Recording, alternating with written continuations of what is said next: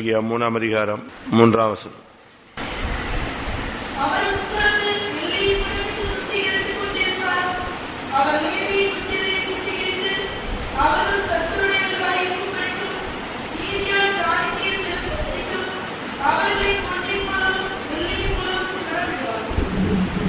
அவர் உட்கார்ந்து வெள்ளியை புடமிட்டு சுத்திகரித்துக் கொண்டிருப்பார். இரண்டாவது, லேவியின் புத்திரரை சுத்திகரித்துக் கொண்டிருப்பார். மூன்றாவது, பொன்னை போலவும் அவர்களை புடமிடுவார். காரணம், அவர்கள் கர்த்தருடையவர்களாய் மாற வேண்டும், நீதியாய் காணிக்கை செலுத்துகிறவர்களாய் மாற வேண்டும். வெள்ளி நம்முடைய நம்பிக்கையை காண்பிக்கிறது. நம்முடைய விசுவாச வாழ்க்கை இல்லாவிட்டால் நம்பிக்கையின் வாழ்க்கை அது சரி செய்யப்பட வேண்டிய நேரம் இதுதான்.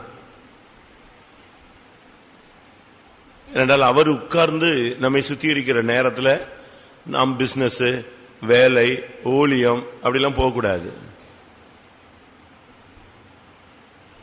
அவர் உட்கார்ந்து சபையை சுத்திகரிக்கும் பொழுது நாம் உட்கார்ந்து நம்ம என்ன செய்யணும்? சுத்திகரிக்கிறதுக்கு ஒப்பு கொடுக்கணும். இந்த நாட்கள் அவர் உட்கார்ந்து சுத்திகரிக்கிற நாட்கள். இந்த நாட்களில் நம்ம உட்கார்ந்து சுத்திகரிக்காம நமக்கு வேலைகளையும், நமக்கு இல்லாவிட்டால் நமக்கு பிசினஸ்களையும், இல்லாவிட்டால் நமக்கு சொந்தங்களை பார்க்கக்கூடிய சூழ்நிலைகளையும் அப்படி நான் உருவாக்கி கொள்ளக்கூடாது.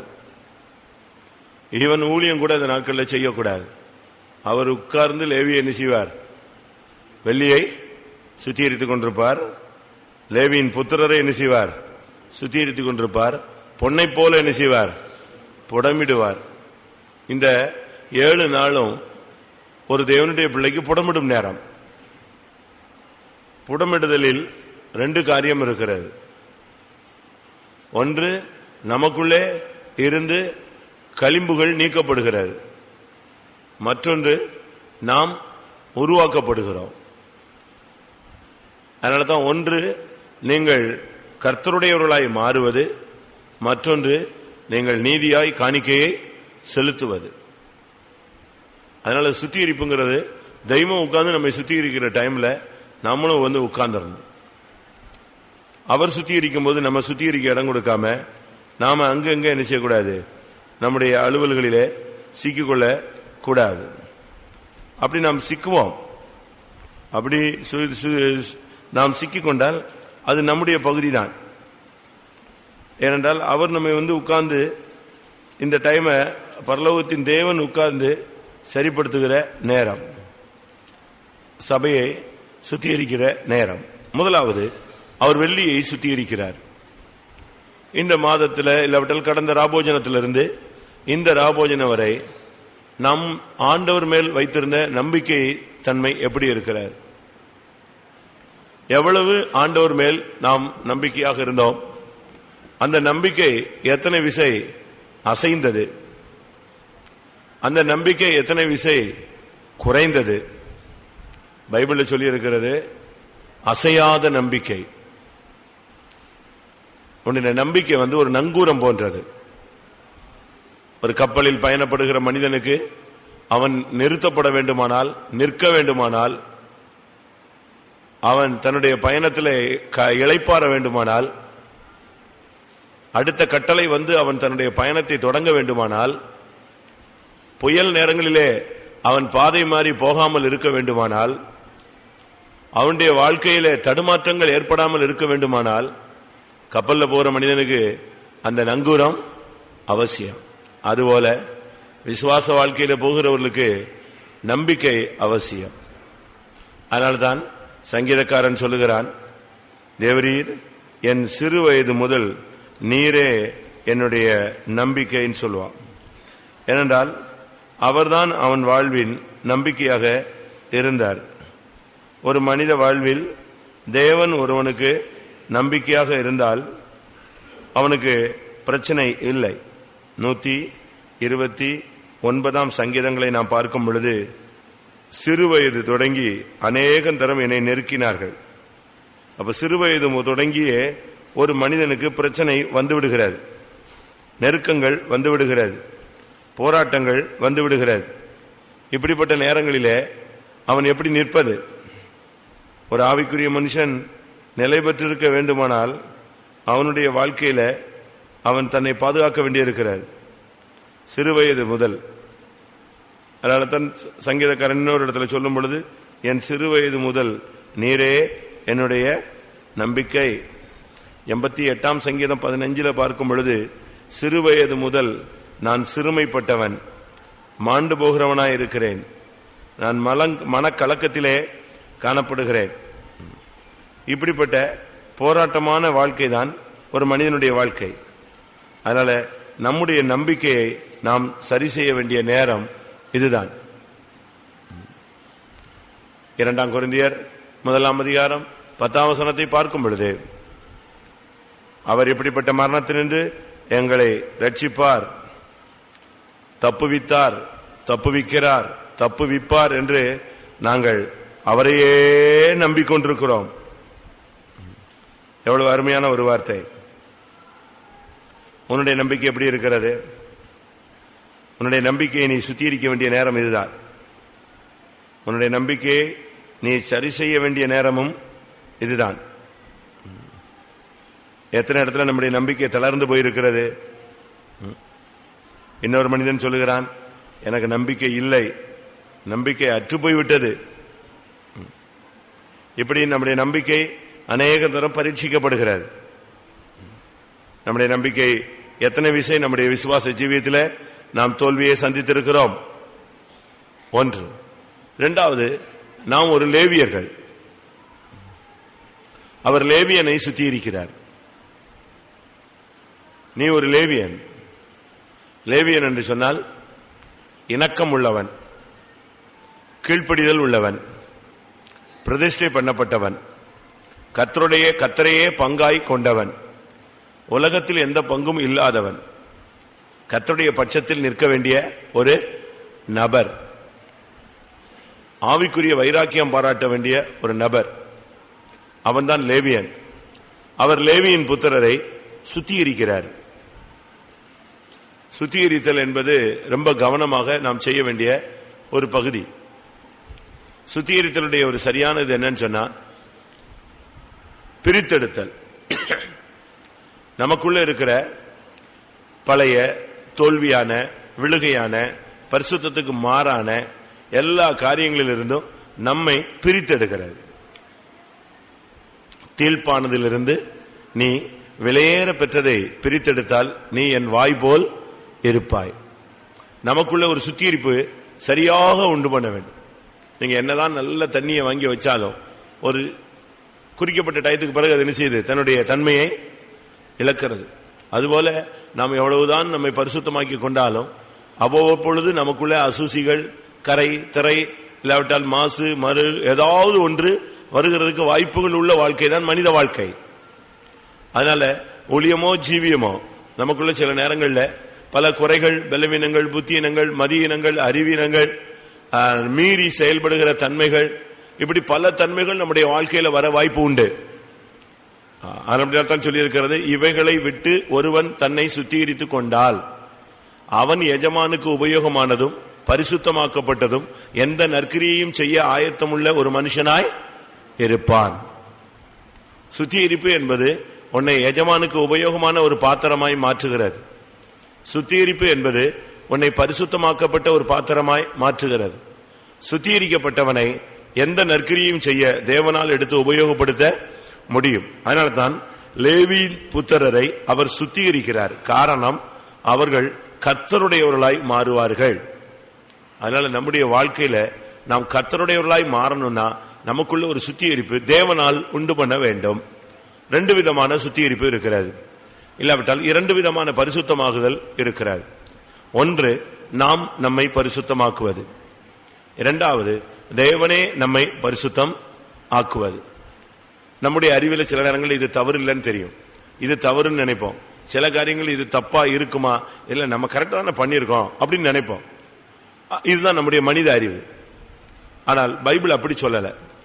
வேதம் சொல்லுகிறது, நீங்கள் உங்கள் நடக்கைகளில் எல்லாவற்றிலேயும் பரிசுத்தராய் இருங்கள். அதே தேவன் சொல்றார், நான் உங்களை பரிசுத்தமாக்குகிற கர்த்தர். மனித அறிவில் எவ்வளவுதான் பரிசுத்தம் அடைந்தாலும் அது பூர்ணத்தை அடையாது. அந்த பூர்ணத்தை கொண்டு வர்றது யாருதான்? ஒரு பொருளை ஒருத்தன் செய்யறான், ஒரு கம்பெனியில ப்ராடக்ட் ஸ்டார்ட் ஆகுது, ஸ்டார்ட் ஆகி அது அப்படியே மேக் பண்ணி கரெக்டா கொண்டு வந்து நிப்பாட்டுவாங்க.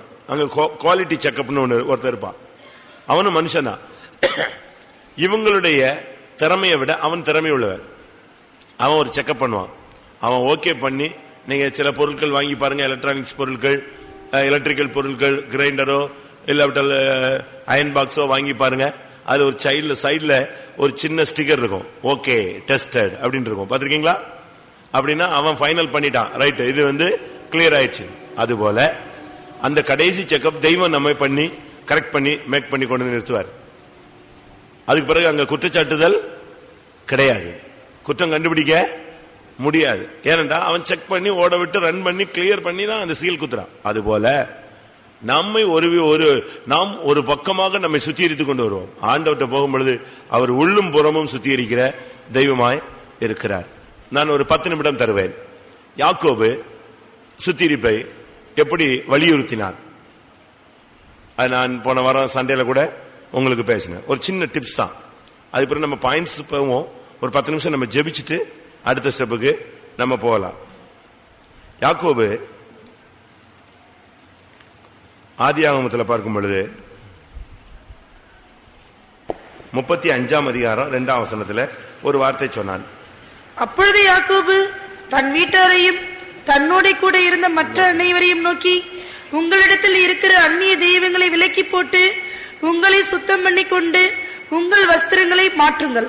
இங்கே 3 காரியம் அவன் சொல்றான்.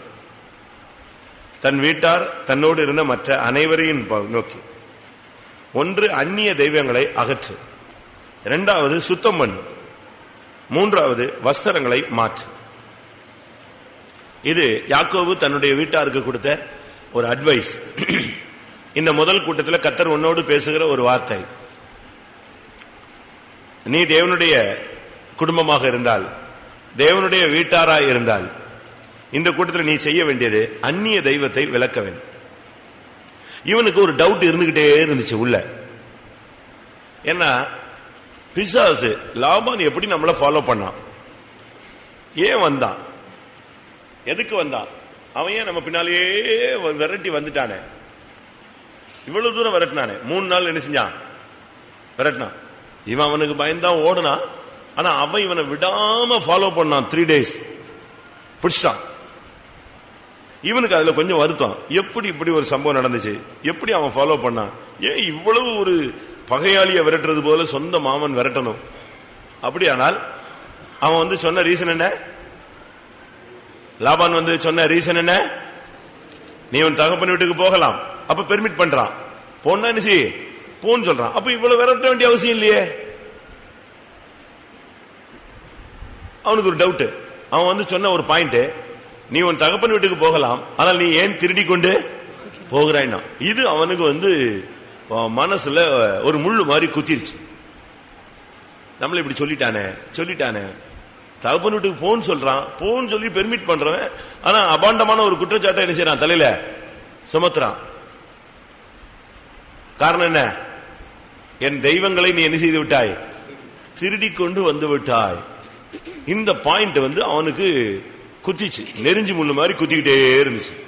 எப்படி நடந்துச்சு, எப்படி இந்த வார்த்தையை யூஸ் பண்ணா, ஏன் யூஸ் பண்ணா, நம்ம எடுக்கலையே, எப்படி நடந்துச்சு, எப்படி இப்படிப்பட்ட ஒரு வார்த்தையை சொல்லிட்டானே, எல்லாரும் முன்னாலையும் சொல்லிட்டானே, 20 வருஷம் நான் அவன் வீட்டுல இருந்திருக்கிறேனே, ஒரு நாள் கூட என் மேல என்ன செய்யல, எவ்வளவோ காரியங்கள் என் மேல சொல்லி இருக்கலாம், ஆனா திருட்டுப்பட்ட என் மேல என்ன செய்யல, கட்டல.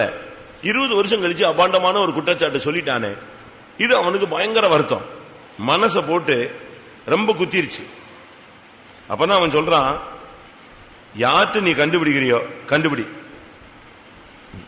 நான் நீ உன் பிள்ளைகள் எல்லாம் பிடிச்சிருவேன்னு நினைச்சேன், ஆனா இப்போ நீ யாரை பிடிக்கிறீரோ கண்டுபிடி, அவனை உயிரோடவே நினைச்சக்கூடாது, வைக்க கூடாது. ஆதியாகமம் 31:31 32 சொல்றான், யாரிடத்தில் உம்முடைய தெய்வங்களை கண்டுபிடிக்கிறீரோ அவனை உயிரோடே வைக்க வேண்டாம். உம்முடைய பொருள்கள் ஏதாவது என் வசத்தில் உண்டானால் அதை பரிசோதித்து அறிந்து என்ன செய்யும், எடுத்துக்கொள்ளும். ஆனா யார்கிட்ட நீங்க எடுக்கிறீரோ அவனை என்ன செய்யக்கூடாது, உயிரோட விடக்கூடாது. 36ஆம் வசனத்துல சொல்றான், வாக்குவாதம் பண்றான். ஏன் இவ்வளவு தூரம் திறந்து வந்த, நான் என்ன தப்பு பண்ணேன், நான் என்ன துரோகம் பண்ணேன் சொல்லு, அநியாயமா என் வீட்டுல வந்து எல்லாத்தையும் தடவி கிடவிலாம் பார்த்துட்டிய, தட்டு முட்டெல்லாம் தடவி பார்த்திய, ஏதாவது கண்டுபிடிச்சியா, கொண்டு வந்து வை. 20 வருஷ காலம் நான் உன் கூட தானே இருந்தேன். ஆனாலும் அவன் போயிட்டான், சரின்னு போயாச்சு, மாமனார் போயாச்சு. இவன் மனசுக்குள்ள என்ன இருந்துச்சு, நெருப்பு இல்லாம புகையாது, ஏதோ நடந்திருக்க, ஏதோ இருக்குமோ. ஒண்ணு ராகேல் எடுத்திருப்பாளோ, இல்ல லேயால் எடுத்திருப்பாளோ, இல்லைன்னா சில்பால் எடுத்திருப்பாளோ, இன்னொருத்தி யாரு, பில்கால். இப்படி ஏதாவது ஒரு கால் எடுத்துட்டு வந்திருக்குமான்னு அவளுக்கு ஒரு டவுட்.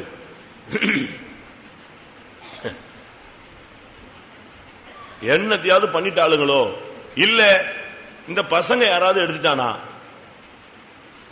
ரூபன் எடுத்துட்டு வந்துட்டானோ, இல்ல நப்தலி தீட்டு வந்துட்டானோ, பாக்கெட்ல ஏதாவது எடுத்துட்டானா, ஏதாவது நடந்துருச்சா, ஏன் இவ்வளவு பிரச்சனை? அவனுக்குள்ள ஒரு மிகப்பெரிய போராட்டம். ஆனா அப்படின்னால்தான் கடைசியில தன்னுடைய வீடு வரப்போகுது, தகப்பன் வீடு வரப்போகுது. வர்ற போது அந்த நேரத்தில் வந்து அவன் தன்னுடைய குடும்பத்தாரை பார்த்து சொன்னான், ஏதாவது அந்நிய தெய்வம் இருந்தா என்ன செஞ்சிருங்க, விலக்கிருங்க. பாருங்க, இந்த இடத்துல கூட யாரு கொண்டு வரல, கொண்டு வந்துட்டாளா, கொண்டு வந்துட்டான்னு தான் நினைக்கிறேன். 4ஆம் வசனத்துல, அவர்கள் தங்கள் கையில் இருந்த எல்லா அந்நிய தெய்வங்களையும் யாக்கோபினிடத்திலே கொடுத்து விட்டார்கள், தங்கள் காதணிகளையும் கொடுத்து விட்டார்கள். காதணி என்னது, தமிழ் தெரியாதோ? காலனின்னா தெரியும், அப்படின்னு என்னது, செருப்பு. காதணின்னா கம்மல், அதெல்லாம் கொடுத்துட்டாங்க. அப்ப சுத்திகரிப்புல எதுவும் வந்து பாயிண்ட்ல நிக்குது குறுக்க. அவர் என்ன சொன்னார், அந்நிய தெய்வங்களை விலக்கி போட்டு, 2வது பாயிண்ட் என்னது, உங்களை சுத்தம் பண்ணி கொண்டு உங்கள் வஸ்திரங்களை மாற்றுங்க. இந்த அந்நிய தெய்வம், இந்த சுத்தம், இந்த 2 வார்த்தைக்குள்ள யாரு வந்து மாட்டிக்கிச்சு,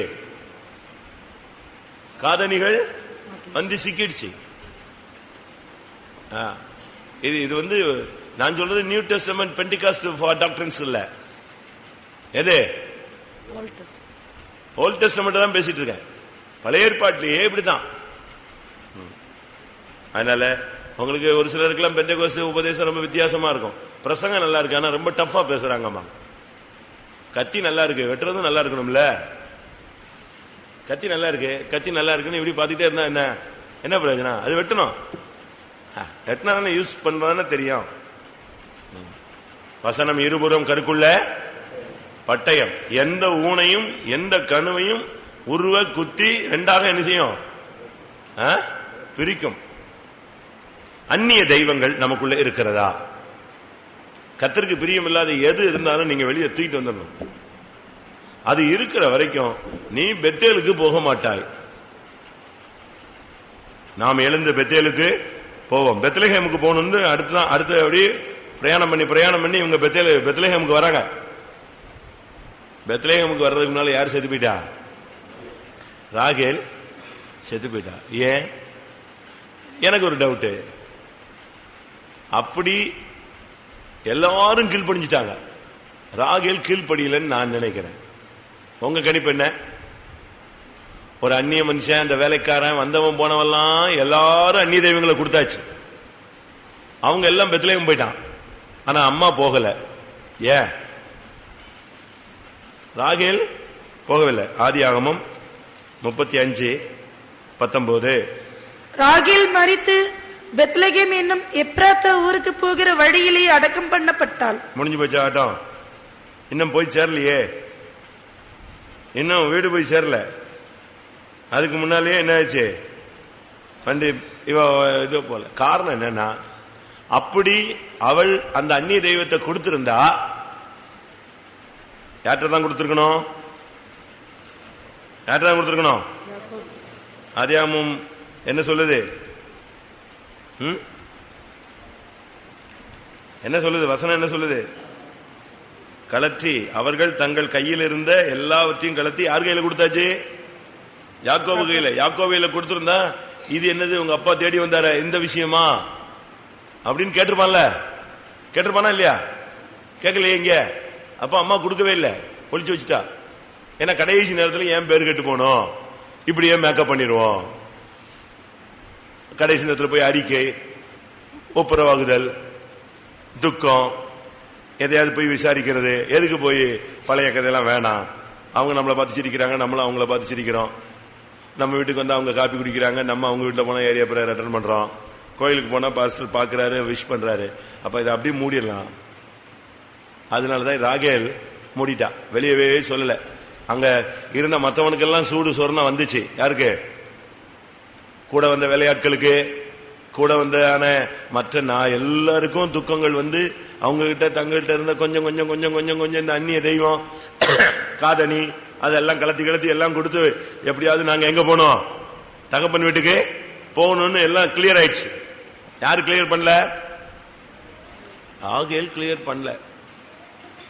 அவளுக்கு காதணியும் விட முடியல, அந்நிய தெய்வத்தையும் விட முடியல. கர்த்தர் பார்த்தார், ரைட், அப்படியானாலும் நீ எங்க போக முடியாது, தகப்பன் வீட்டுக்கு போகாத, முடிஞ்சது. அவ கடைசி வரைக்கும் பார்க்கவே இல்லை. அந்த தகப்பன் வீடு அவளுக்கு எப்படி இருக்குன்னே தெரியாது. அவளுக்கு அவ தகப்பன் வீடு தான் தெரியுமே தவிர இந்த தகப்பன் வீடு தெரியாது. உனக்கு இந்த பூமியில் உள்ள நன்மைகள் தான் தெரியும், பரலோக நன்மை உனக்கு என்ன செய்யாது, தெரியாது.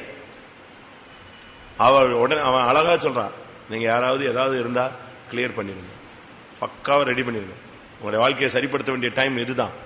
எல்லாம் சொல்றான். உங்களை நீங்கள் அந்நிய தெய்வங்களை விலக்கு. அது இருக்கிற வரைக்கும் பிசாசு போகவே போகாது. அந்த பாயிண்ட்ல தான் எது நிற்கும்? பிசாசு நின்றுட்டே இருப்பான். அதை க்ளோஸ் பண்ணு, வெளியே தூக்கி போடு. நம்ம ஒரு இந்து மனுஷனுக்கு நம்ம சொல்றோம் பாருங்க, அவன் ரட்சிக்கப்பட்டு ஒரு லிமிட் வந்த உடனே அவனே உடைச்சு எங்க தூக்கி போட்டு வந்துடுறான் எல்லாத்தையும். நம்ம ஆளுங்க டிவி வைக்க கூடாதுன்னு உபதேசம் கேட்டு ஒருத்தர் வந்து பாஸ்டர் சொல்லியிருக்காரு, பாஸ்டர் நான் விட்டுலான்னு முடிவு பண்ணிட்டேன் பாஸ்டர், எந்த பிரசங்கமும் இதே தான் சுத்தி சுத்தி வருது, நீங்க ஒண்ணு செய்யுங்க, நல்ல ரேட்ல விற்கிறதுக்கு ஜெபம் பண்ணுங்க. நான் யாரு? பாஸ்டர் டிவியோ ஃபாரின்ல டிவியை பத்தி பேசி அந்த விசுவாசிகள் விற்கிறதுக்கு மனது இல்லாமல் வித்தா இன்னொருத்தன் என்ன செய்யறான், யூஸ் பண்ண போறான் அப்படின்னு உடைச்சு குப்பையில போட்டாங்களாம். இந்த பிசாசே என்ன செய்யக்கூடாது, எனக்கு இல்லை யாருக்குமே யூஸ் ஆகக்கூடாது. நம்ம எப்படி செய்வோமா? நம்மால என்ன சொல்றான், விக்கணும் விக்கணும்னு சொல்றீல, விட்டுருன்னு சொல்றீல, நீ ஜெபம் பண்ணு, நல்ல ரேட்ல விக்கிறதுக்கு ஜெபம் பண்ணு. பாஸ்டர் வந்து எதுக்கு தான் ஜெபம் பண்ணுவாரு? எல்லாத்துக்கும் ஜெபம் பண்ணும். ராகேல் நாசரேத்தில் இருக்கிறாயா? அந்நிய தெய்வத்தை அகற்றாமல் எத்தனை சுத்திரி கூட்டத்தை கடந்து வருகிறாய்? இன்னும் காதணிகளை கலத்த முடியாமல் எத்தனை கூட்டங்களை கடந்து வருகிறாய்? இன்னும் உன்னை சுத்தம் பண்ணி கொள்ள முடியாமல் எத்தனை கூட்டம் கடந்து வருகிறாய்? இன்னும் உன்னுடைய பழைய அழுக்கு வஸ்திரங்களை மாற்ற முடியாமல் சாத்தான் உன் வலது பாரசத்தில் நிற்கக்கூடிய வாழ்க்கை இன்னும் எத்தனை வருஷம் வாழப் போகிறாய்? வஸ்திரங்களை மாற்றாத பட்சத்தில் சகரியா 3 சொல்லப்பட்டபடி பிரதான ஆசாரியனாக இருந்தாலும் அழுக்கு வஸ்திரம் இருந்தால், ஹல்லேலூயா ஹல்லேலூயா ஹல்லேலூயா ஹல்லேலூயா ஹல்லேலூயா ஹல்லேலூயா ஹல்லேலூயா. நீ ஒரு 80% உன்னை நீ சுத்திகரிச்சுட்டு கர்த்தாவே நீ தாழ்த்துகிறேன்னு சொன்னா மீதி உள்ள 20% அவர் கிளியர் பண்ணி விடுவார். நீ ஒன்றுமே செய்யாமல் கர்த்தர் செய்ய வேண்டும் என்று நீ எதிர்பார்க்க கூடாது. நீ தேவனை நோக்கி அடியெடுத்து வைத்தால் உன் தகப்பன் உன்னை நோக்கி அவர் அதிகமாய் அடியெடுத்து வைப்பார். பாஸ்டர் டிவி அவர்கள் சொன்னார்கள், அந்த இளைய குமாரன் 1 அடி எடுத்து வைத்தான், தகப்பனோ வீட்டிலிருந்து வெளியே ஓடி வந்து 100 அடி எடுத்து அவனை கட்டி அணைத்துக் கொண்டான். நீ சுத்திகரிப்புக்காக நீ கால்களை எடுத்து வை. யாக்கோபின் வீட்டார் எல்லாரும் தங்களை சுத்திகரித்தார்கள். ராகேலோ தன்னை சுத்திகரிக்க முடியாமல், தன் குறைகளை ஒத்துக்கொள்ள முடியாமல், தன் பெயரை கெடுக்க விரும்பாமல், நீ பரிசுத்தவான் என்ற பெயர் எல்லாருக்கும் தெரியும், இருக்கட்டும், ஆனால் உனக்குள்ள இருக்கிற குறைகளை தேவ சமூகத்திலேயாவது நீ ஒத்துக்கொண்டு சரிப்படுத்தி விடு. வெளியே சொன்னால் அசிங்கமாகி விடுமே, திருடி என்று சொல்லி விடுவார்களோ, யோசிக்காத. தகப்பன் வீட்டை விட்டு விடாதே. பெத்லகேமை தொட முடியாமல் ஓட்டத்தை முடித்து விடாதே. இலக்கை தவற விடாதே. உன்னை சுத்திகரித்துக்கொள். உன்னை சுத்திகரித்துக்கொள். அந்நிய தெய்வங்களை விலக்க.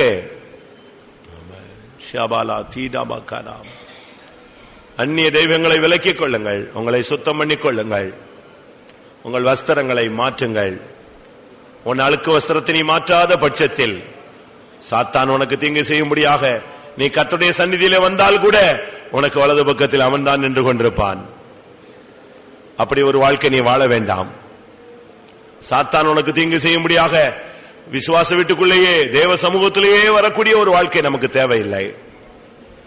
அழுக்கு வஸ்திரங்களை மாற்றுங்கள். சிறந்த வஸ்திரங்களை கர்த்தர் தரிப்பிப்பார். சாத்தான் மடங்கடிக்கப்படுவான். ஒரு 5 நிமிஷமா 10 நிமிஷமா எல்லாரும் சத்தம் போட்டு கர்த்தருடைய சமூகத்தில் நம்மை சரிப்படுத்துவோம். யாக்கோபு இந்த வார்த்தையை சொன்ன உடனே அவனோடு பயணப்பட்ட எல்லாரும் அந்த வார்த்தை காதுல எட்டின உடனே சிறியோர் முதல் பெரியோர் வரை தங்களுடைய கூடாரங்களுக்கு ஓடினார்கள். தங்களுடைய பண்டம்பாடிகளை திறந்தார்கள். அந்நிய தெய்வங்களை வெளியே கொண்டு வந்தார்கள்.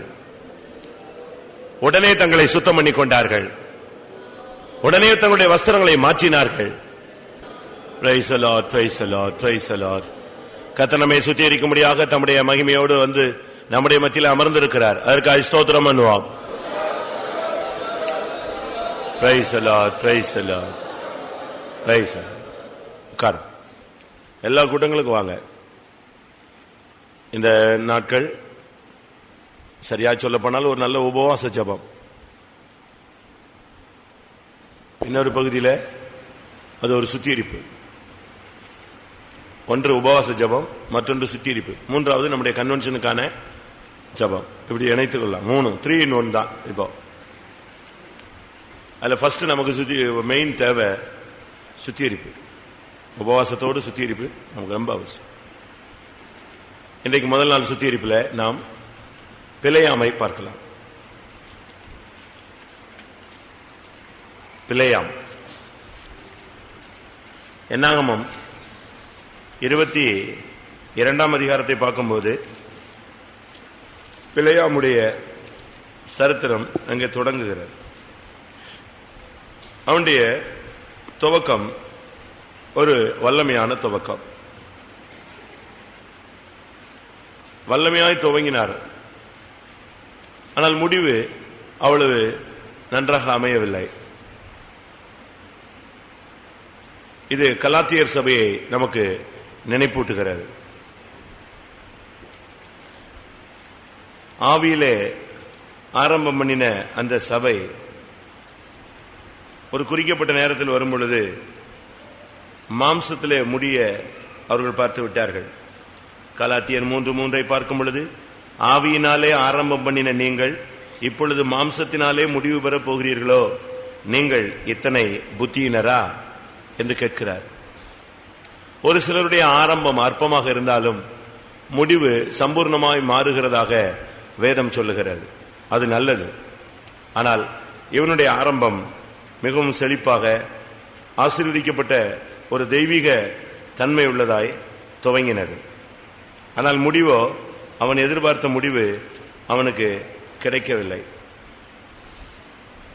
அவனை ஒரு விதத்திலே வேதம் தேவனுடைய மனிதன் என்று சொல்லுகிறதை பார்க்கலாம். இன்னொரு விதத்திலே அவன் ஆசீர்வதித்தால் அது ஆசீர்வதிக்கப்படும்.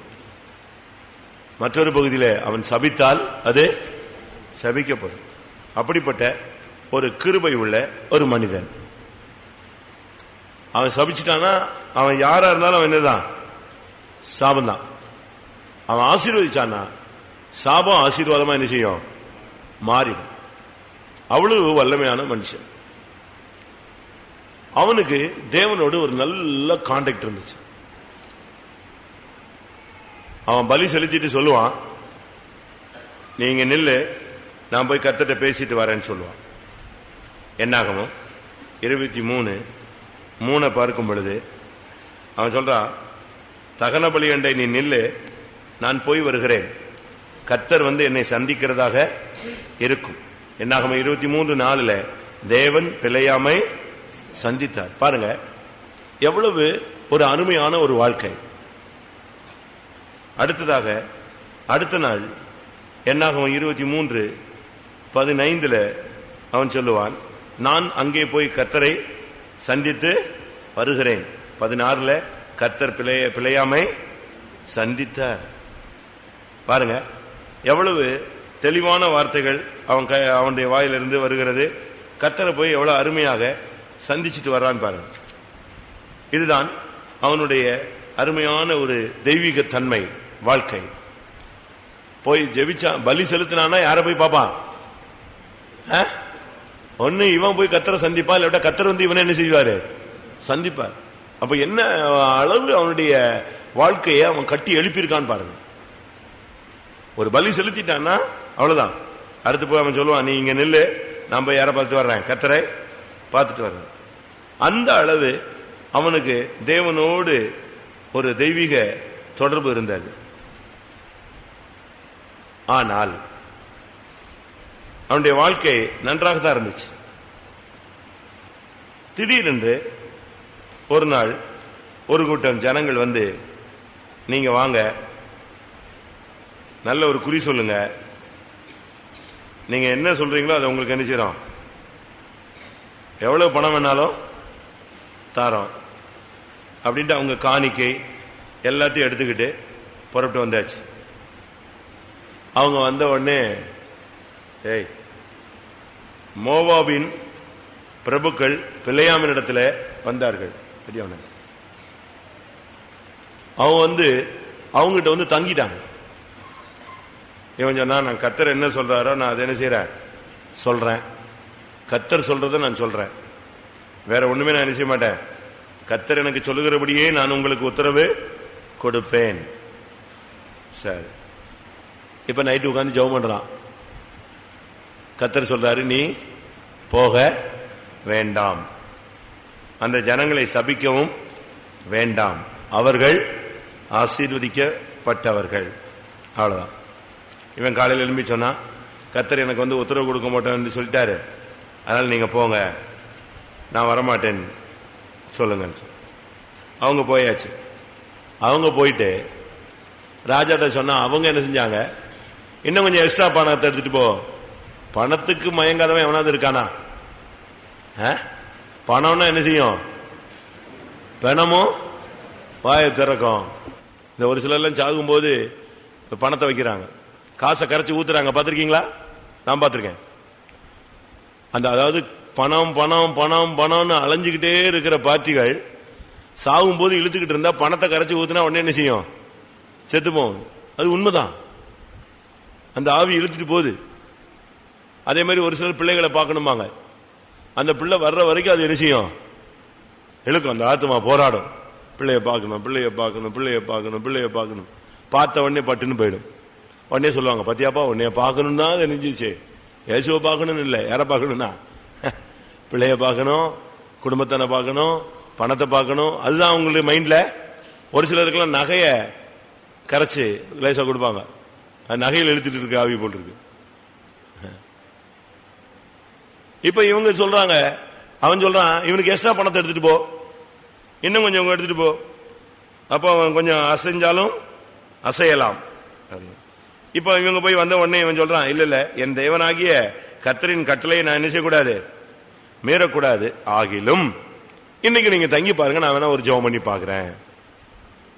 ஒரு பாயிண்ட்டுக்கு ஒரு காரியம் சொல்லி கர்த்தர் ஆலோசனை சொல்லி கொடுத்த பிறகு நீ அடுத்து இன்னொரு ஜெபம் என்ன செய்யக்கூடாது, பண்ணக்கூடாது. அப்படின்னா என்ன அர்த்தம், உனக்கு இழுப்பு வந்துருச்சுன்னு அர்த்தம், ஈர்ப்பு சக்தி இழுத்துருச்சு. அதான் உண்மை. பணத்து மேல நம்பிக்கை வந்துருச்சு. ஐயோ கத்தாவே, இப்படி ஒரு ராஜா இதுவரைக்கும் வந்தது இல்லையே, வந்தவெல்லாம் சாதாரண ஆளுக்க 150 ரூபா 200 ரூபா கொண்டு வர்றவன் இப்ப ராஜாவே எங்க வந்துட்டான், நம்மகிட்ட வந்துட்டான். இது வாழ்க்கையிலேயே ஒரு திருப்பு முனை. இப்ப பார்த்து ஒரு தெளிவான தரிசனமும் கிடைக்க மாட்டேங்க. போகாதேன்னா எப்படி, ஏன் போக கூடாதுன்னு சொல்லணும்ல ஆண்டவரே.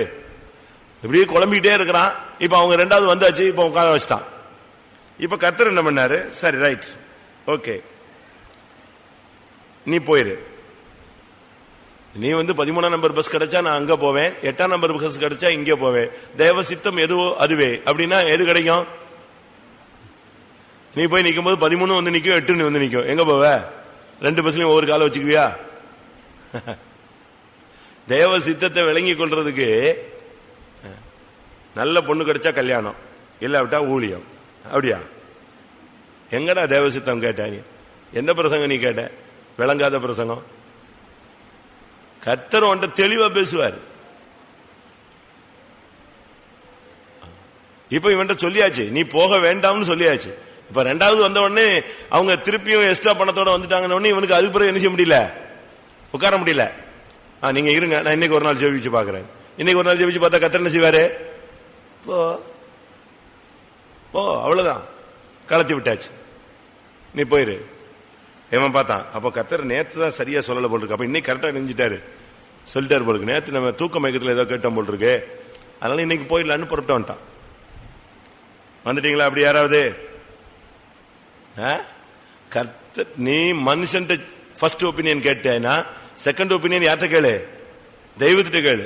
தெய்வத்திட்டே ஃபர்ஸ்ட் ஒப்பீனியன் நீ வந்துட்ட பிறகு நீ செகண்ட் ஒப்பீனியன் யார்கிட்ட போக கூடாது? இந்த சிலர் டாக்டர்ஸ்ட போவாங்க, இங்க ஒரு ஃபர்ஸ்ட் ஒப்பீனியன் கேட்பான். அவன் உனக்கு கேன்சர்மா, இவனுக்கு பாதி உயிர் போயிடும். இன்னொருத்தன் போய் சொல்லுவான் அப்படிலாம் ஒண்ணுமே இல்லைங்கன்னு சொல்லுவான். எப்படி இருக்கும்? இப்படித்தான் நீங்க அநேகர் ஜெபம் பண்றீங்களா? அப்படி யாராவது டபுள் ஜெபம், 2வது ஜெபம் பண்றீங்களா? கர்த்தர் ஒன்றை சொல்லிட்டாருன்னா விட்டுரு, அதோட பிரேக் அடிச்சிரு. வேண்டான்னா வேண்டாம், வேணும்னா என்னது? வேணும். ஆண்டவர் சொன்ன பிறகு நீ ஆண்டவருக்கு மேல புதுசா வந்து பண்ணினா கலத்தி விட்டுறாரு. நிச்சயம் நீ போம்பாரு, செய். நீ செஞ்சு ஒன்னும் சாதிக்க முடியாதுன்னு அவருக்கு என்ன செய்யும்? நல்லா தெரியும். இப்ப என்ன நடந்தது? புறப்பட்டு போயாச்சு. யார் மேல ஏறி போறது? கழுது மேல ஏறி போனா கழுதைக்கு தூதன் தெரிந்தான், ஆனா பிள்ளையாமுக்கு தூதனை தென்படவே இல்லை. கழுத தூதனை பார்த்து எங்க போகுது? மரியாதை கொடுத்து ஒதுங்குது. ஒதுங்கன்னா தூதன் அங்க வந்து நிக்கிறான், அது எங்க போகுது? இன்னும் ஒதுங்கி சோரோரமா இழுத்துட்டு போகுது. இவன் சொல்றான், ஏ கழுது இங்க வா, நான் ரோட்ல ஓட்டுறேன், நீ எங்க போற?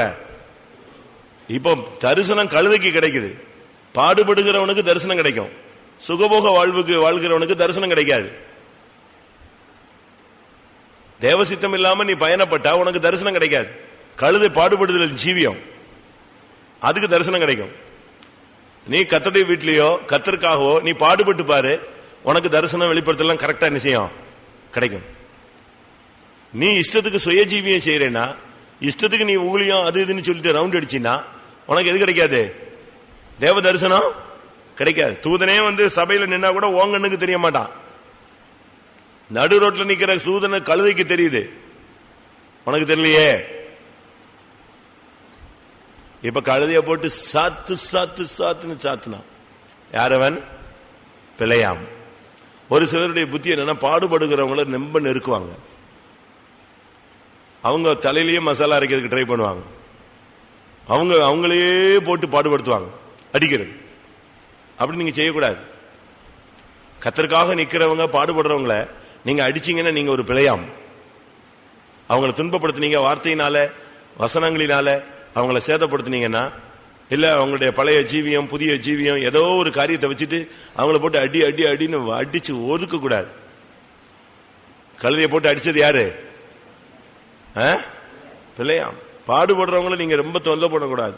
கர்த்தருக்காக நிக்கிறவங்களெல்லாம் நீங்க டிஸ்டர்ப் பண்ணக்கூடாது. அப்படி டிஸ்டர்ப் பண்ணினா நீ யாரு? நீ ஒரு பிள்ளையாம்.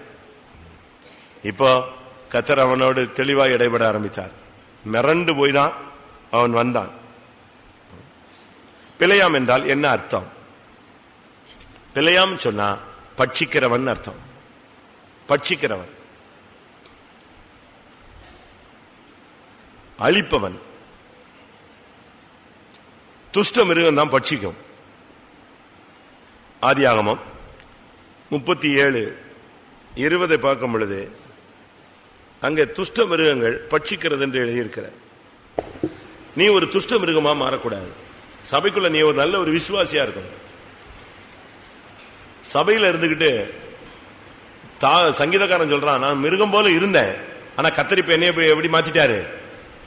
ஆலோசனையின்படி என்னை நடத்தி முடிவிலே என்னை மகிமையிலே ஏற்றுக்கொள்வேன். நான் ஒரு காலத்துல மிருகம் போல இருந்தேன். அவன் சொல்றான், அழகா சொல்றான், நீ சபைக்குள்ள வந்துட்ட பிறகு மிருகமா என்ன செய்யக்கூடாது, இருக்கக்கூடாது. நீ இங்க வந்தா புனிதனாய் மாறணும். தீத்துவின் புஸ்தகத்தில் நான் பார்க்கும் பொழுது கிரேத்தா தீவாரை குறித்து அவன் சொல்லும் பொழுது, கிரேத்தா தீவார் ஓயா பொய்யர். தீத்து 1:12 கிரேத்தா தீவார் ஓயா பொய்யர் துஷ்ட மிருகங்கள். சபையில இப்படி ஒரு 4 மிருகம் இருந்துச்சுன்னா சபை பச்சிக்கப்பட்டு போயிடும். பாவப்பட்ட விசுவாசி, பாவப்பட்ட ஊழியக்காரெல்லாம் ஒண்ணு இல்லாம போயிடுவான். கிரேத்தா தீவார் ஓயா பொய்யர் துஷ்ட மிருகங்கள். இப்படிப்பட்ட கூட்டத்தோடு போராடி இப்படிப்பட்ட ஜனங்களுக்கு மத்தியில ஊழிய செய்துதான் பவுல் தடுமாறிட்டு கடைசியில் சொல்றான், தன்னுடைய பாடுகளின் ஜீவியத்தை பற்றி சொல்லும் பொழுது, துஷ்ட மிருகங்களோடு எபேசுவிலே நான் என்ன செய்தேன், போராடினேன். அப்படின்னு என்ன, எபேசு என்ன காட்டுக்குள்ளேயா இருக்கு எபேசு சபை? எபேசு சபையில இருந்த ஒரு குரூப் எப்படி இருந்துச்சு, துஷ்ட மிருகமா இருந்தாங்க. பவுல போட்டு பட்சிக்கிறான், கட்டிக்கிறாங்க. சபை ஜனங்கள் ஆட்டுக்குட்டிகளா இருக்கணும், அப்பதான் நாங்க மேய்க்க முடியும். சிங்கமா இருந்தா நாங்க மேய்க்க முடியாது. சிங்கமா இருந்தா ஒன்னால எனக்கும் கேடு, சபைக்கும் கேடுதான். துஷ்ட மிருகமா நீ சபைக்குள்ள உட்கார்ந்துருந்தேன்னா நீ ஆத்துமாக்களை கடிச்சுக்கிட்டே இருப்ப, டைம் கிடைக்கும் போது கடிச்சிருவ. சங்கீதம் 14:4 அக்கிரமக்காரர்களுக்கு அறிவில்லையோ என் ஜனங்களை பட்சிக்கிறார்களே. பட்சிக்கிறவன் சொன்னா அக்கிரமக்காரன் அர்த்தம். ஜனத்தை அழிப்பதுதான் ஒரு விசுவாசிய சபைக்குள்ள கொண்டு வருவது பெரிய சாதனை. அதாவது ஒரு வீடு கட்டுறது ரொம்ப கஷ்டம், இடிக்கிறது என்னது சொல்லுங்க? ஒரே நல்ல பொக்கலை வச்சு ஜேசிபி வச்சு ஒரு அடி அடிச்சா போதும், டம டம டமன்னு எல்லாம் செஞ்சிடும், கீழே விழுந்துடும். ஆனா அதே ஜேசிபி வச்சு அந்த அரை மணி நேரத்தில் அந்த வீட்டை கட்ட முடியுமா? முடியுமா? முடியாது. இடிக்கத்தான் முடியுமே தவிர அவனால கட்ட முடியாது. அக்கிரமக்காரனுக்கு அறிவில்லையோ அப்பத்தை பட்சிக்கிறது போல என் ஜனங்களை பட்சிக்கிற அந்த வல்லமை வரக்கூடாது. சங்கீதம் 18:8 பார்க்கும் பொழுது அக்னி பட்சித்தது. நீ சபைக்குள்ள ஒரு அக்னி போல இருந்துகிட்டு இருக்க கூடாது. கிட்ட ஒருத்தர் நெருங்க விடாம எல்லாத்தையும் சூடு உண்டாக்கிக்கிட்டு சுட்டுக்கிட்டு எல்லாரையும் குழப்பம் பண்ணிக்கிட்டு உன் கிட்ட உன்னை பார்த்த உடனே சோத்திரம் பண்றதுக்கே பயப்படுவான், எல்லாம் ஓடி போயிடுவான். நீ சபையில ஒரு அக்னியாக இருக்கக்கூடாது, நீ பட்சிக்கிற அக்னியாக இருக்கக்கூடாது. நீ போட்டு ஜனங்களை போட்டு சூடு பண்ணிக்கிட்டே இருக்கக்கூடாது. நியாயாதிபதிகள் 14:14 பார்க்கும் பொழுது அந்த சிங்கம் பட்சிக்கிறவன் சொல்லியிருக்கு. பட்சிக்கிறவனத்திலிருந்து பட்சணம். அன்னைக்கு மட்டும் சிம்சோனுக்கு சரியான அபிஷேகம் இல்லைன்னா அந்த சிங்கம் அவனை நெஞ்சிருக்கும், சுத்தமா ஒண்ணு இல்லாம போட்டு எலும்புகளும் எல்லாம் ஒட்டிச்சு சாப்பிட்டு போயிட்டு இருக்கும். அவங்க அம்மா அப்பா அங்க ரோட்டை நின்றுட்டே இருக்க வேண்டியதான். புள்ள போயிருக்கான் வந்துருவான், புள்ள போயிருக்கான் போயிருவான், வந்துருவான்னு அவங்க அம்மா காத்துக்கிட்டே இருக்க வேண்டியதான், அம்மாவும் அப்பாவும். இவன் எங்க போயிருப்பான்? சிங்கத்தின் வாய்க்குள்ள போயிருப்பான். ஆனா கர்த்தர் பாருங்க பட்சிக்கிற அந்த வல்லமையிலிருந்து தப்புவித்தார். மத்தேயு 23:14 பார்க்கும் பொழுது, மாயக்காரராகிய வேதபாரகரே, விதவைகளுடைய வீடுகளை ஏன் பட்சிக்கிறீர்கள்? ஜனங்களை நீங்க குழப்பவே கூடாது. சபையில ஒருத்தனை நீ என்கரேஜ் பண்ணணும், தூக்கி விடணும், நல்லா உற்சாகப்படுத்தி விடணும். நீங்க ஜனங்களை ஒண்ணு இல்லாம ஆக்கிடக்கூடாது. பிழையாம், நாசரேத்துல பிழையாம் இருக்காங்களா? இப்ப இருக்க மாட்டான், இன்னும் கொஞ்சம் வசனம் சொல்றேன், அப்ப வந்துருவான் அவன்.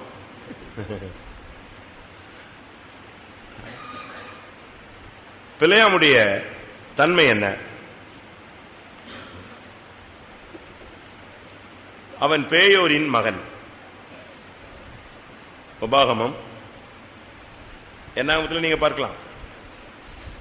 என்னாகமத்தில் 22 கூட அவன் பேயோரின் குமாரன். 22:6 அவன் பேயோரின் குமாரன் என்று சொல்லியிருக்கு.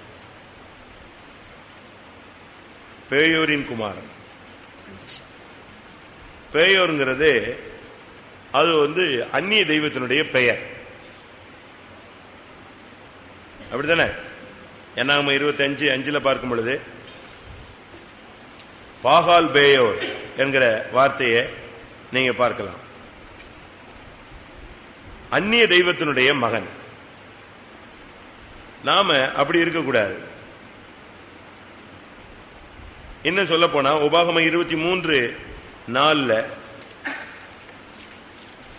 அங்க அவன் மெசொப்பொத்தாமியா ஊராகிய பெத்தோரில் இருந்த பேயோரின் குமாரன்.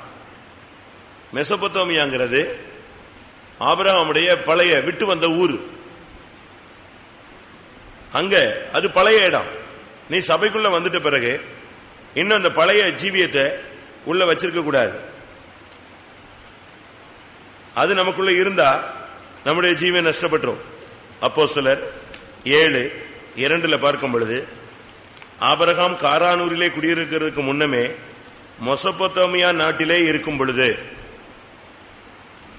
இது பழைய ஊரு. நீ சபைக்குள்ள வந்துட்ட பிறகு பழைய ஊரு சுபாவெல்லாம் இருக்கக்கூடாது. அந்த பழைய மனுஷனுடைய தன்மைகள் இருக்கக்கூடாது. அது உனக்குள்ள நமக்குள்ள வரவே கூடாது. நீ பேயோரின் குமாரன் என்று அழைக்கப்படக்கூடாது. நீ இதுக்குள்ள வந்துட்ட பிறகு அந்நிய தெய்வத்தினுடைய பிள்ளை அல்ல, நீ தேவனுடைய பிள்ளை. அது பேயோர், பாகால் பேயோருங்கிறதெல்லாம் அந்நிய தெய்வத்தினுடைய பெயர். நீ அந்நிய வல்லமைகளுடைய பிள்ளைகளா இருக்கக்கூடாது. நீ கர்த்தருடைய பிள்ளையா இருக்கணும். அப்பதான் நீ கர்த்தருடைய வீட்டில் என்ன செய்ய முடியும்? நிலைத்திருக்க முடியும். அடுத்ததாக பணத்துல அவன் ஏமாந்துட்டான். அந்த பணம் தான் அவனை பிடிச்சு கொஞ்சம் இழுத்துருச்சு. கேயாசியை நீங்க பைபிள்ல படிச்சு பாத்தீங்கன்னா எலியா வல்லமை உள்ளவன், எலிசா ரெட்டிப்பான வல்லமை உள்ளவன். அப்ப கேயாசியை அடுத்து வர்றவே அவனை பார்த்து அவனுடைய ஆண்டவன் ரெட்டிப்பான வல்லமை வாங்கிட்டு வந்திருக்கிறான்னா இவன் எதை கேட்கணும்? எனக்கு வல்லமை 3 மடங்கு என்ன செய்யணும் வேணும்னு கேட்டிருக்கணும். ஆனா கேயாசி எங்க போயாச்சே? என்ன இந்த எலிசா கொஞ்சம் கூட ஒருத்த காணிக்க கொடுக்கறான் வேண்டான்னு சொல்லிட்டு அனுப்பி விடுறான். இந்த ஆளு என்ன விசுவாசி, என்ன ஊழியக்காரன்? அப்படிதான் நம்ம சொல்லுவோம். நீங்க என்ன சொல்லுவீங்க? சரி காணிக்க வாங்கி வைங்கன்னு சொல்லுவோம். சிபிஎம்ல இப்பதான் ரொம்ப சிபிஎம் லீனியன்ட்டா மாறிடுச்சு. முந்திலாம் காணிக்க வாங்கக்கூடாதுன்னு வாங்கக்கூடாது தான். ஒருத்தனை ஒரு தவறு செஞ்சுட்டான்னா இப்ப நம்ம 3 மாசம் நம்மளே சொல்லி கொடுத்துறோம். 3 மாசம் கழிச்சு வாங்க, அதுக்கப்புறம் ராபோஜன் எடுத்துக்கலாம், இல்ல 6 மாசம் கழிச்சு ராபோஜன் எடுத்துக்கோங்க அப்படின்னு ரொம்ப சிம்பிளா சொல்றோம். பழைய சிபிஎம் படி தெரியுமா? 6 ராபோஜன் எடுக்கக்கூடாது.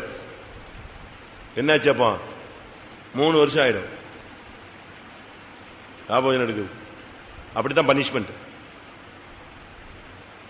இப்ப அப்படி இல்ல, என்னன்னாலும் பரவாயில்ல சொல்லுவோம்.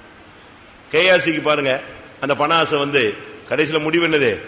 குஷ்ரோகி. யூதாஸ்கரியத்துக்கு பண ஆசை வந்துச்சு, முடிவு என்னது? சூசைடு. பண ஆசை வந்துருச்சுன்னா எல்லா தீமைக்கும் அது வேர். யூதா 11ஆம் வசனத்தை வாசிங்க. அநீதத்தின் கூலி. யூதா 11. இவர்களுக்கு ஐயோ, இவர்கள் காயினுடைய வழியில் நடந்து பிழையாம் கூலிக்காக செய்த வஞ்சகத்திலே விரைந்தோடி. கூலிக்காக, கூலி. அத காணிக்கைன்னு சொல்லல, சம்பளம் சொல்லல, கூலி, பணம். அநீதத்தின் கூலி. 2 பேதுரு 2:15. 2 பேதுரு 2ஆம் அதிகாரம் 15ஆம் வசனம்.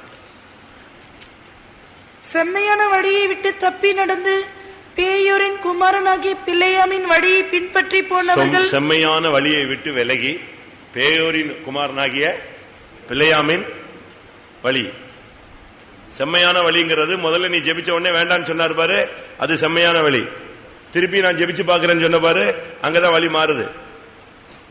கர்த்தர் ஃபர்ஸ்ட் பேசுவாரு, ஊழியத்துக்கு வான்னு, இன்னும் நல்லா பேசணும். திருப்பி எப்படி கிடைக்கும்? கல்யாணம் கட்டின மாதிரி தான் கிடைக்கும். அப்படிதானே? எனக்கு தெரிஞ்ச ஒரு பையன் ஊழியத்துக்கு போகணும்னு ரொம்ப வாக்குத்தத்தெல்லாம் பெற்று வசனம் பெற்று மதுரை சென்டர்ல போய் இருந்துட்டான். அங்கே ஏதோ வேலையை கொடுத்தா போல இருக்கான். அங்க இருந்து ஜம்ப் பண்ணி எங்க வீட்டுக்கு வந்துட்டான். என் பீரியட்ல வந்துட்டு நான் கல்யாணம் கட்டணும்னா, நான் பொண்ணுக்கு ஒரு சிஸ்டர் ஏற்பாடு பண்ணாங்க. நான் அந்த சிஸ்டரையும் கூப்பிட்டு இவனையும் கூப்பிட்டு நிப்பாட்டி வச்சு, ஊழியத்துக்குன்னு நீ சொல்லி இருக்கிற, ஃபைத்தம்ல போய் நின்று இருக்கிற, நீங்க இவனுக்கு பொண்ணு கொடுக்கணும்னு ட்ரை பண்றீங்க, ரைட், கிளியர் பண்ணிட்டு என்ன செய்யுங்க, கொடுங்க. இவனுக்கு கல்யாணம் கட்டி வைக்கிறது தடை கிடையாது. ஆனா தேவ சித்தம்னு சொல்லி இவன் இறங்கி வந்திருக்கான், பாத்துக்கங்க. அப்ப என்ன பண்றது அப்படின்னு அவங்களும் கேட்டாங்க, பொண்ணு கொடுக்குற பார்ட்டியும் கேட்டுச்சு. இவனும் அப்ப நான் என்ன பண்றது, சரிடா 1 மாசம் ஜெபம் பண்ணு, கர்த்தர் வந்துட்டு என்ன பேசுறான்னு பாப்போம். 1 மாசம் கழிச்சு வந்தான். மனைவியை கண்டடைவரன் ஜீவனை கண்டடைகிறான். அருமையான வசனம் பேசியிருக்காருடாப்பா, நீ கட்டிக்கோன்னு சொன்ன. நீ தாண்டா பிள்ளையாமே.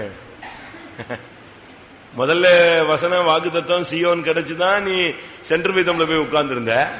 இப்ப 2வது நீ ஜெபம் பண்ண பிள்ளையாமுக்கு தம்பி இல்ல நீ இப்ப ஜெபிக்கும் போது எந்த வசனம் தான் வரும் சொல்லுங்க. நான் கல்யாணம் கட்டி வச்சுட்டாங்க, வச்சுக்கோ உனக்கு. நீ இப்படிப்பட்ட கேஸ் இனிமே இங்க வந்த பிறகு நீ என்னென்ன புது புது வசனம் எல்லாம் சொல்லுவே தெரியாதுல்ல. அதனால நீ போயிடுன்ட்ட, கல்யாணம் கட்டி வச்சாச்சு. நானே தான் போயினா கல்யாணம் முடிஞ்சிச்சு. எதுக்கு இதை சொல்றேன்னா, நீ தேவசித்தத்தை விளங்கிக்கிட்டு மறுபடியும் உட்கார்ந்துட்டு அடுத்து மனைவியை கண்டடைவன் ஜீவனை கண்டடைவான், திரும்பி கல்யாணம் கட்டின பிறகு நீ பாதாளத்துக்கு தான் போன. அப்படியே இழுத்துட்டே போய் தேவசித்தத்தை விட்டுட்டு இல்ல, இலக்கை விட்டு விட்டாய், பாதை மாறிடுச்சு. கூலி பணத்துக்காக நம்ம என்னைக்குமே தேவ சமூகத்தை விடக்கூடாது. பணம் கிடைக்கும். இப்ப இன்னைக்கு இந்த சுத்திரிப்படத்துக்கு வராம நீங்க வேலைக்கு போனீங்கன்னா ஓட்டி பார்த்தா கூட கொஞ்சம் காசு கிடைக்கும், கடையில உட்காந்தா கூட ஒரு 300 ரூபாய் கிடைக்கும், வீட்டுல உட்காந்தா ஏதாவது ஒரு தொழில் நடக்கும். ஒண்ணு இல்ல, லாபமா இருந்தவைகளை கிறிஸ்துவின் நாமத்து நிமித்தம் என்ன செய்யணும், நீ நஷ்டம் என்று விடணும். அதைத்தான் பாப்பார் கர்த்தர். நீ அனிதத்தின் கூலி. அடுத்து யூதா 11 வஞ்சகம். அவன் மைண்ட பத்தி பைபிள் அழகா சித்தரிக்கிறது. வாசிங்க அதே மறுபடியும் யூதா 11. பிலேயாம் கூலிக்காக செய்த வஞ்சகத்திலே விரைந்தோடி, கூலிக்காக செய்த வஞ்சகத்தில் விரைந்தோடி. இனிமே உட்காந்து ஜெபம் பண்ண போகாதான்னு சொல்லிடுவாருன்னு சொல்லிட்டு அடுத்த டைமுக்கு தெரிஞ்ச உடனே காலையில எந்திரிச்சு வேகமா புறப்பட்டு எங்க போயிட்டான், கழுத மேல ஏறியாச்சு, ஓடியே விட்டான். அப்படி நாம் செய்யக்கூடாது. செம்மையான வழியை விட்டு நாம் விலகக்கூடாது. வெளிப்படுத்தல் 2ஆம் அதிகாரம் 14ஆம் வசனத்துல இந்த பிள்ளையாமுடைய போதகத்தை பற்றி சொல்லி இருக்கிறது. ஆகிலும் சில காரியங்களை குறித்து உன் பேரில் எனக்கு குறை உண்டு. விக்கிரங்களுக்கு படைத்தவைகளை புசிப்பதற்கும் பேசிதனம் பண்ணுவதற்கும் ஏதுவான இடரலை இஸ்ரவேல் புத்திரர் முன்பாக போடும்படி பாலாக் என்பவனுக்கு போதனை செய்த பிலேயாமுடைய போதகத்தை கை கொள்ளுகிறவர்கள் உன்னிடத்திலும் உண்டு. சபைக்குள்ள பிலேயாமுடைய போதகத்துக்கு கை கொள்ளுகிறவர்கள் உண்டு. சபைக்குள்ள இருக்கிறவங்க பிலேயாமுடைய போதகத்துக்கு இடம் கொடுக்கூடாது. கிறிஸ்துவின் போதகத்துக்கு தான் என்ன செய்யணும், அப்போஸ்தல போதகத்துக்கு தான் இடம் கொடுக்கணும். சபைக்குள்ள இருந்துகிட்டே பணம், சபைக்குள்ள இருந்துகிட்டே ஏமாற்று, சபைக்குள்ள இருந்துகிட்டே வஞ்சகம், சபைக்குள்ள இருந்துகிட்டே ஜனங்களை பட்சிக்கிறது, சபைக்குள்ள இருந்துகிட்டே அந்நிய தெய்வத்தை பின்பற்றுகிறது, சபைக்குள்ள இருந்துகிட்டே காசுக்காக அலைகிறது, இதெல்லாம் நீங்க செய்யவே கூடாது. சபைக்குள்ள வந்துட்ட பிறகு எல்லாவற்றையும் நீ வெறுக்கணும், விட்டுவிடணும், சகிக்கணும், சுமக்கணும். நீ அன்புள்ளவனாய் மாறணும். சபைக்குள்ள வந்துட்ட பிறகு நீ மிருகமா மாறக்கூடாது. மிருகமா இருந்தாலும் நீ பரிசுத்தவனா என்ன செய்யணும், மாறணும். நல்லா கவனமா நீங்க சத்தியத்தை கேளுங்க. நீ சபைக்குள்ள பிழையாமாக இருக்கக்கூடாது. பிழையாம் கூலிக்காக விரைந்தோடினான். போதகம் அந்த சபைக்குள்ள வந்துட்ட பிறகு அப்படித்தாங்க சொல்லுவாங்க. அதுக்காக வேலை பார்க்காம இருக்க முடியுமா? கூட்டத்துக்கு போகணும் தான், எல்லா கூட்டத்துக்கும் போயிட முடியுமா? இவங்க சொல்லுவாங்க, இவங்க ஃபைத்தம்லயே இருந்துக்குவாங்க, நம்ம தானங்க கஷ்டப்படணும். பிசாசு என்ன அருமையா உனக்கு சொல்லி கொடுக்குறான் பாத்தியா. பிசாசு முடிய விரிச்சு போட்டு வந்து பேச முடியல, ஒயிட் அண்ட் ஒயிட் வந்து போட்டு வந்து பேசுறான். அதான் பைபிளை கையில வச்சுக்கிட்டே உனக்கு அழகான போதகம் கொடுக்குறான். நான் ஒரு இடத்துல ஊழியத்தில் இருக்கும்போது ஒரு விசுவாசி, ஒரு பாவப்பட்ட மனுஷன் வியாதிப்பட்டு ரொம்ப கஷ்டத்துல ஃபைத்தம்ல இருந்தார். அப்போ ஒரு பழைய விசுவாசி அவரை பார்க்க வந்தார். அவங்க பேசிட்டு இருக்காங்கன்னு நான் போயிட்டேன். கொஞ்சம் பொறுத்து நான் வந்தேன். என்ன வந்துட்டு போயிட்டாரண்ணா? போயிட்டாரு. நானும் அவர் ரொம்ப பழைய விசுவாசி. அதனால அவர் என்ன சொல்லியிருப்பாருன்னு கேட்டு என்ன சொன்னாரு, இவனை என்கரேஜ் பண்ணிருப்பாரு, பூஸ்ட் பண்ணி விட்டுருப்பாருன்னு நினைச்சேன். என்ன சொன்னாரு, உன்னை யாரா ஃபைத்தம் வர சொன்னா? யாரு? அவர். நீ வீட்டுல இருக்க வேண்டியாடா, முடியலன்னா நேரம் அங்க எங்கேயாவது போய் ஆஸ்பத்திரி போலாம். இப்ப நீ இங்க வந்துட்ட, இங்க இருந்து நீ போனேன்னா எல்லாருக்கும் தெரிஞ்சிருச்சு. பத்தியா அசிங்கம்.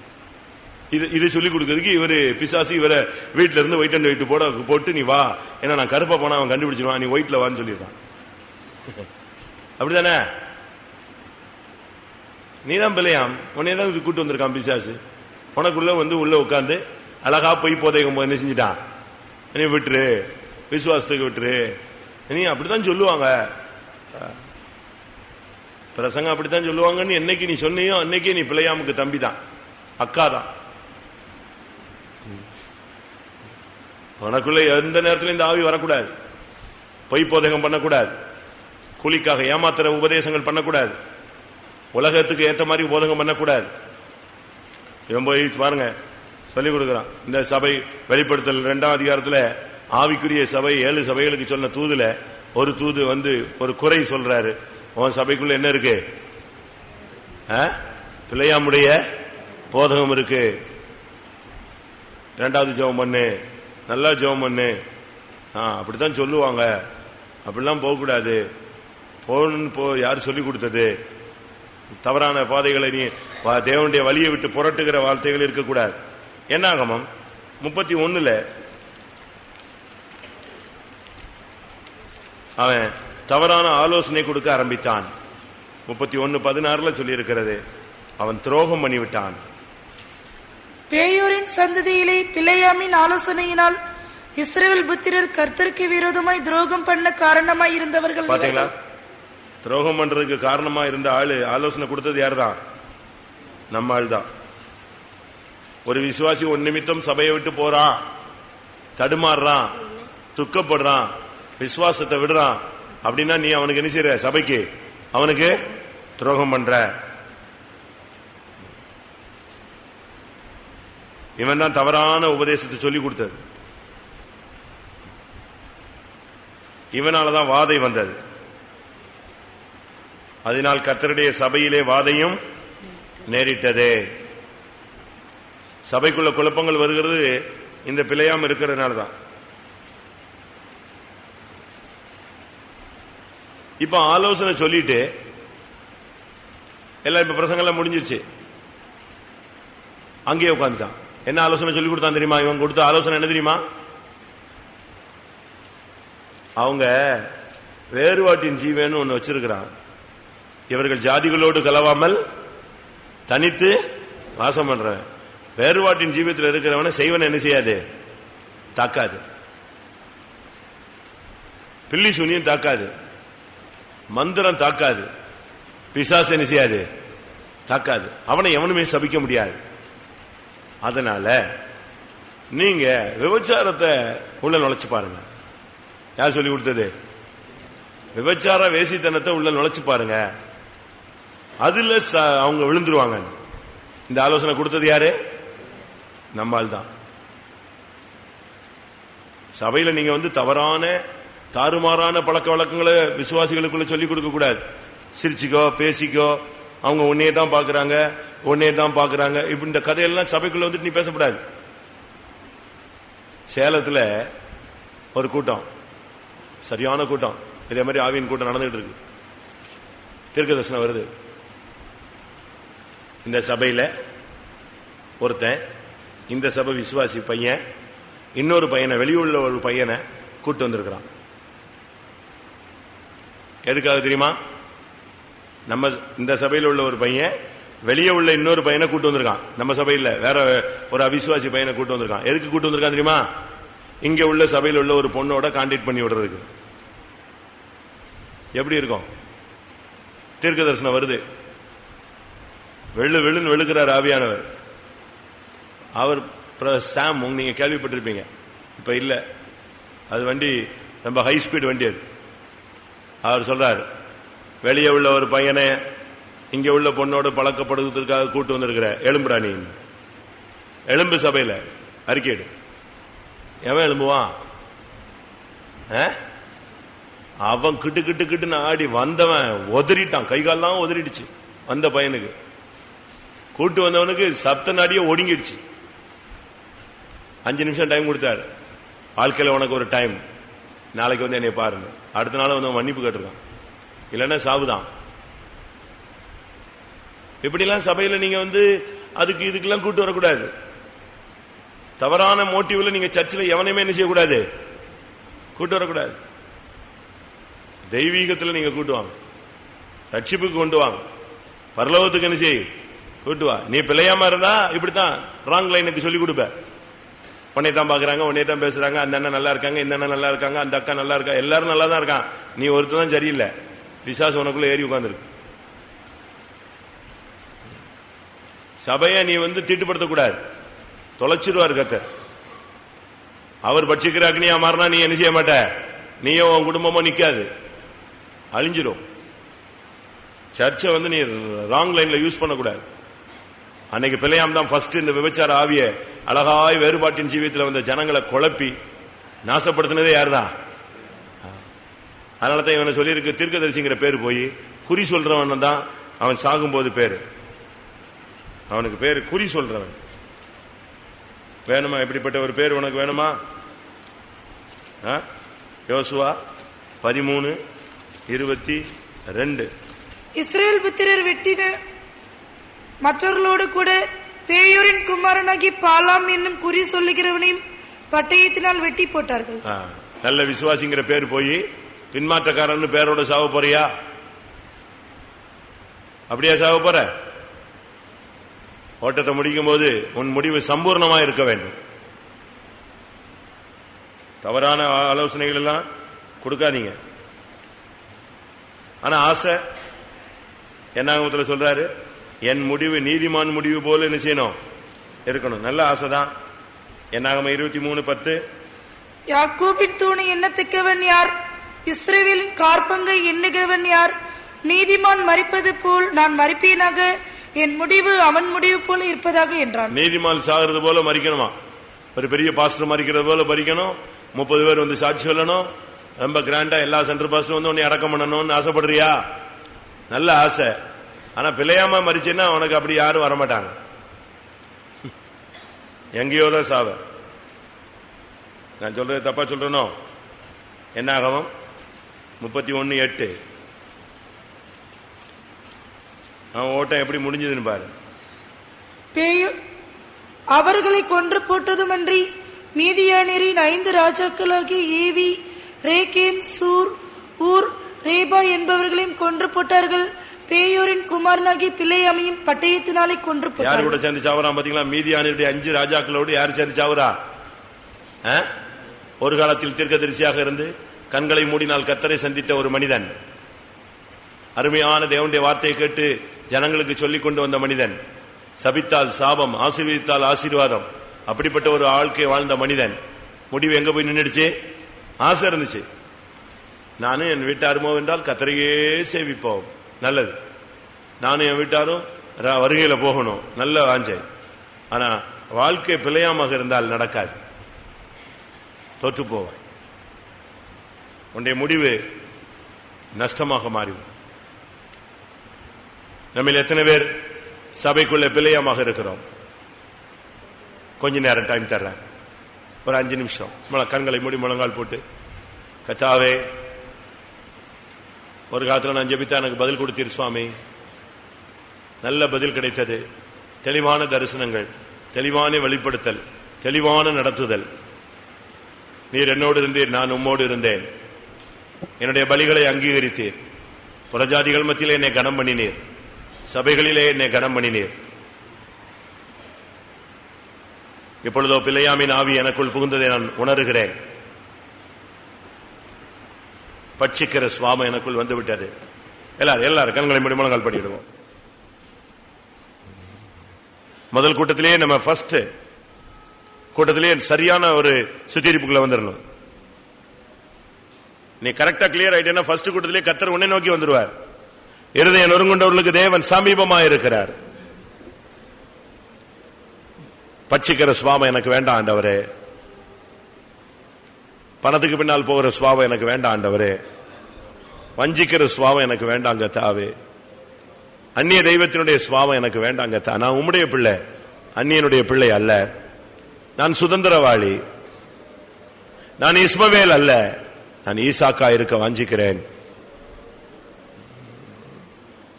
தவறான போதகங்கள் எனக்குள்ள வேண்டாம். அப்போஸ்தல உபதேசம் எனக்கு போதும். வேற எந்த போதகத்துக்கு நான் பிள்ளையாமுடைய போதகத்துக்கு இடம் கொடுக்க கூடாது. செம்மையான வழியை நான் விட்டுவிடக் கூடாது. தவறான ஆலோசனைகள் கொடுக்க கூடாது, மற்றவர்களை தவறி போக விடக்கூடாது, பாடுபடுகிறவர்களை துன்புறுத்தக்கூடாது. ஒரு 5 மினிட்ஸ் தான், 5 நிமிஷம் நீங்க பிள்ளையாமுடைய வாழ்க்கையோடு உங்களுடைய வாழ்க்கையை ஒப்பிட்டு பார்த்து அதுல ஏதாவது நாம் சரி செய்ய வேண்டியது இருந்தால், குறைகள் இருந்தால் ஒத்துக்கொண்டு அறிக்கையிட்டு கர்த்தருடைய சமூகத்தில் நாம் நெருங்கி வருவோம். ஆமென். பிள்ளையாமை இந்த கூட்டத்தில் நீங்கள் அடக்கம் பண்ண வேண்டும். பிள்ளையாமை நீங்கள் அழிக்க வேண்டும். பிள்ளையாமை உங்களுடைய வாழ்க்கையை விட்டு நீங்கள் கலர்ச்சி போட வேண்டும். இந்த கூட்டத்தோடு பிள்ளையாமுடைய ஆவி நாசரேத்து சபையை விட்டு அழிந்து போக வேண்டும். எல்லாரும் தேவனை நோக்கி கூப்பிடுவோம். உங்களை நீங்களே சரிப்படுத்திக் கொள்ளுங்கள். ஆமென். எனக்குள் பிள்ளையாமுடைய ஆவி, பிள்ளையாமுடைய சுபாவங்கள், பிள்ளையாமுடைய தாக்கம் எனக்குள் இருப்பதை, என் ஊழியத்தில் காணப்படுவதை நான் உணர்கிறேன். அது தவறு, அந்த ஆவி எனக்குள் இருக்கக்கூடாது என்று நான் தீர்மானிக்கிறேன் என்று ஒத்துக்கொள்கிறவர்கள், வாஞ்சிக்கிறவர்கள் நீங்கள் எழும்பி அறிக்கையிடலாம். ஒவ்வொரு கூட்டத்திலும் உண்டு அறிக்கை நேரம் உண்டு. அந்தந்த சுத்திரிப்புல அந்தந்த ஆவியை நீங்க அழிச்சிடணும். பலிபீடத்தில் வச்சு காலி பண்ணிட்டு தான் நீங்க வீட்டுக்கு போகணும். ஹல்லேலூயா. பிள்ளையாம இன்னைக்கு நீங்க வந்து அவன் பட்சிக்கிற வல்லமை, நீங்கள் இன்னைக்கு அவனை பட்சித்து விட வேண்டும். பிள்ளையாமின் சுபாவத்தை அறிக்கையிடணும், எழும்பி அறிக்கையிடலாம். டைம் இல்ல, நேரத்தை நீங்க பயன்படுத்தி கொண்டால் நல்லது. இல்லைன்னா நம்ம அடுத்த ஸ்டெப் போலாம். என் புருஷனுக்குள்ளதான் பிள்ளையாம இருக்கு, என் மனைவிக்குள்ளதான் பிள்ளையாம இருக்கு, என் பிள்ளைகளுக்குள்ளதான் இருக்கு அப்படின்னு நீ சொன்னீங்கன்னா நீ நல்லா சுத்தி இருக்கல, நீ ஒன்னே பலிபீடத்தில் வைக்கல, மற்றவங்களை வைக்கிறதுக்காக நீ ட்ரை பண்றன்னு அர்த்தம். உன்னுடைய அறிக்கையில பிள்ளையாம் கொல்லப்பட வேண்டும். இஸ்ரவேல் ஜனங்கள் இன்றைக்கு யுத்தத்தில் மீதியானின் ராஜ்யாக்களையும் பிள்ளையாமையும் கொன்று போட்டார்கள். நீ ஒரு இஸ்ரவேலனா இருந்தால் நீ பிள்ளையாமை கொன்று போடு. மோசே யுத்தத்துக்கு அனுப்பும் பொழுது எலெயாசாரின் மகன் பினகாசை அனுப்பிவிட்டான். அந்த யுத்தத்தில் தான் பிள்ளையாம் கொன்று போடப்பட்டது. பினகாஸ் பக்தி வைராக்கியம் பாராட்டின மனிதன். ஆனபடினால் கர்த்தர் அவன் மூலமாகவே பிள்ளையாமை அழித்தார். இன்னைக்கு நீ ஒரு பக்தி வைராக்கியம் உனக்குள்ள இந்த கூட்ட சுத்திரிபுடத்தில் வந்ததுன்னு சொன்னா பிள்ளையாமின் ஆவி இன்னைக்கு அழிக்கப்பட்டு போகும். ஹல்லேலூயா, ஹல்லேலூயா. அவனை எத்தனை பேர் கொல்ல போகிறீர்கள்? எத்தனை பேர் அவனை அழிக்க போகிறீர்கள்? ஆவியினால் சரீரத்தின் செய்கைகளை அழித்தால் பிழைப்பீர்கள். இந்த பிள்ளையாம் உன்னுடைய சரீரத்தில் இருக்கக்கூடாது.